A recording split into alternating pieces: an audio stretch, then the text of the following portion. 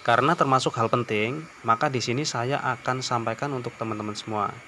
Pada saat kita melakukan proses vakum ataupun pengisian freon, maka solenoid valve ini harus dalam keadaan terbuka atau on. Caranya yaitu dengan menarik kabel power dari luar unit untuk menghidupkan solenoidnya.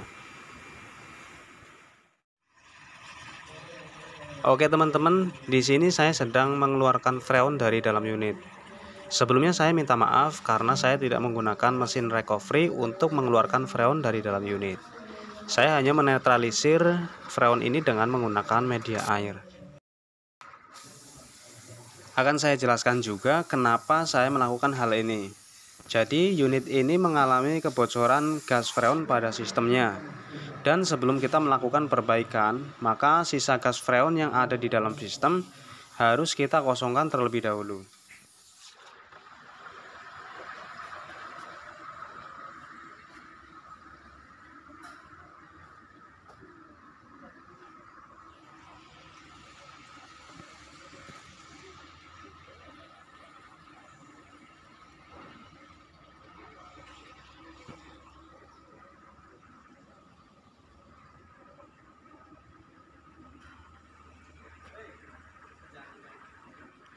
Sambil menunggu gas freonnya habis dari dalam unit ini, saya akan perlihatkan bagian unit water chiller ini dari sisi bagian samping dan bagian belakangnya.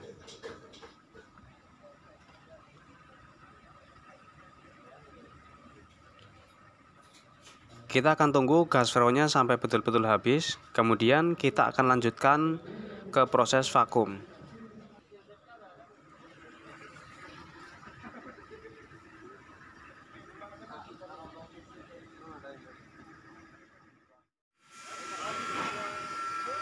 Oke teman-teman, untuk mengingat durasi agar tidak terlalu panjang, maka saya skip proses sebelumnya.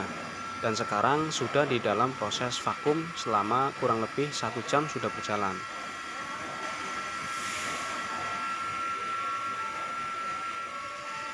Proses vakum ini saya hentikan selama 1 jam karena saya menggunakan vakum yang hanya berkapasitas setengah PK. Hal ini saya lakukan untuk menghindari agar mesin vakum saya ini tidak kepanasan. Karena kalau tidak saya stop, mesin vakum ini akan beresiko overheat. Dan untuk selang manifold bagian high pressure-nya, saya pasang di valve yang ada di receiver tank ini.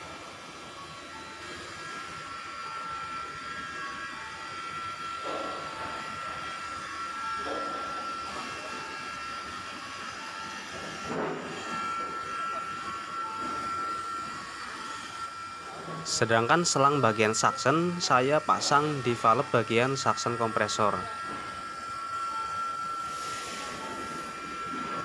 Proses vakum selama 1 jam yang sudah dilakukan ini hanya menghasilkan tekanan yang terlihat di pressure gauge menunjukkan di 0 PSI.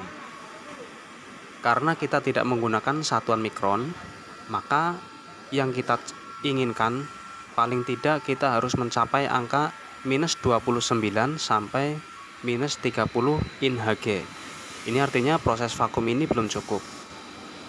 Teman-teman bisa lihat di sini, karena ini memang sifatnya urgent, jadi terpaksa untuk air yang untuk produksi mesinnya di sini ditambahkan atau dibantu menggunakan batu es untuk mendinginkan air ini.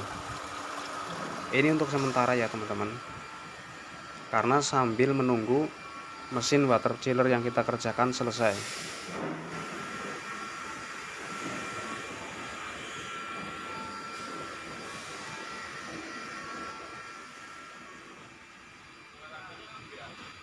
Oke, sekarang proses pemvakuman sudah 2 jam berjalan. Dan di sini untuk manifoldnya terlihat di pressure gauge-nya, jarumnya sudah menunjukkan di angka sekitar minus 30 in Hg. Dan mesin vakum ini sudah lumayan panas. Karena dirasa proses vakum ini sudah selesai, selanjutnya kita akan melakukan pengisian freon. Kita isi dari mulai high pressure-nya yang kita buka ya teman-teman, dan proses pengisiannya walaupun ini menggunakan freon R22, Untuk posisi tabungnya akan kita balik karena kita akan memasukkan liquidnya ke dalam sistem melalui pipa atau melalui receiver tank ini.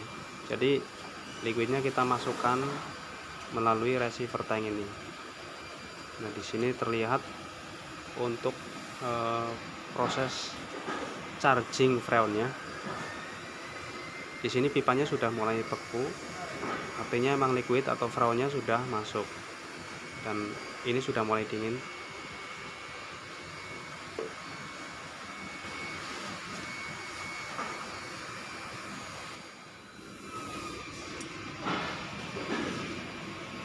Kita tunggu saja untuk proses pengisian ini. Kita sambil melihat, atau di sini biasanya saya melihat untuk prosesnya ya, proses memasukkan freonnya, karena biasanya terdapat bagian-bagian yang akan freezing menjadi es seperti ini.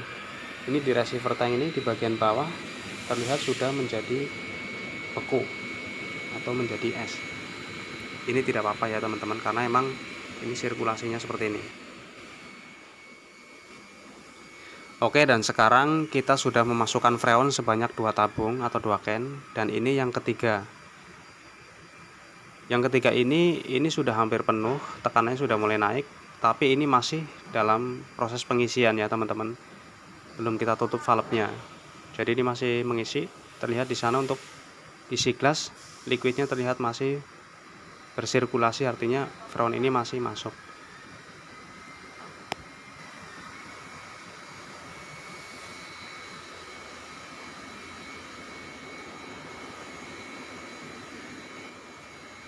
Nah, seperti yang sudah saya sampaikan di awal video, saat proses pengisian ataupun pemvakuman, kita harus membuka solenoid valve ini, atau solenoid valve ini harus dalam kondisi terbuka atau on. Caranya yaitu dengan menarik kabel power dari luar unit untuk menghidupkan solenoidnya.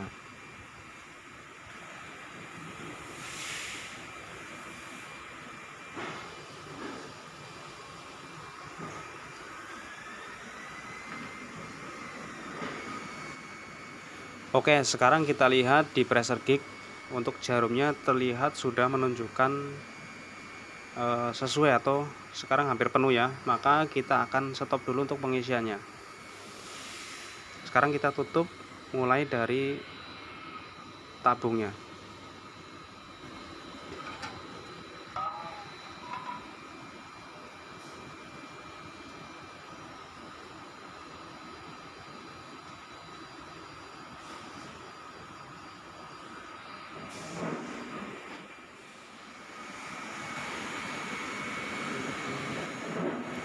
Kita cek ulang tekanannya yang terbaca di pressure gauge ini.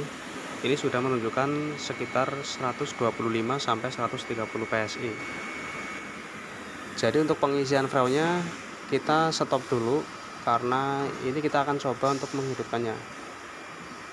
Berarti kita sudah hampir habis 3 can ya, tapi yang 1 can ini masih ada. Jadi 2 can lebih lah.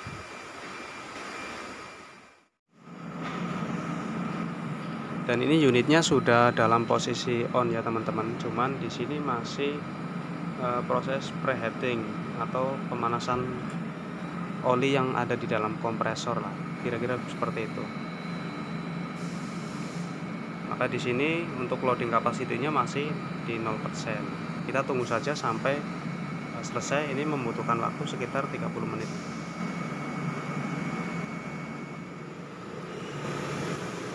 Sambil menunggu proses preheatingnya selesai, di sini saya akan perlihatkan untuk para teknisi atau engineering pabriknya yang sedang bergotong royong untuk memasukkan es balok ke dalam bak air pendingin, karena memang air ini sedang dibutuhkan dan digunakan untuk proses produksi di dalam pabrik ini.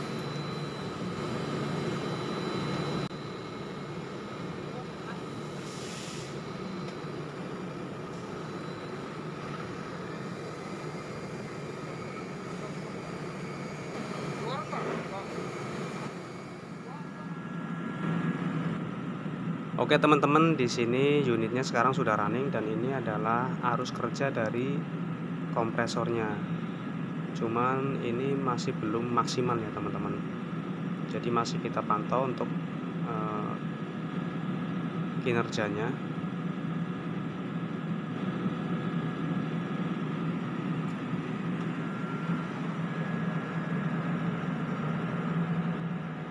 Dan untuk loading capacity-nya di sini baru bekerja 50% ya teman-teman. Dan untuk tekanan low-nya sekitar 70 PSI di loading 50%. Karena setiap 50% atau 75 sampai 100 itu tekanannya akan berbeda. Dan di sini untuk high pressure-nya sendiri terbaca baru 220 PSI, sekitar segitu.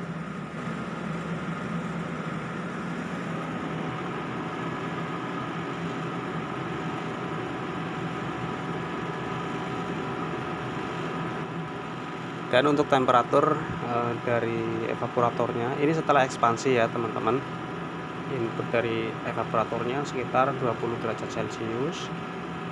Kemudian untuk outputnya juga masih sama dan ini masih jauh ya, karena ini memang baru running berapa menit.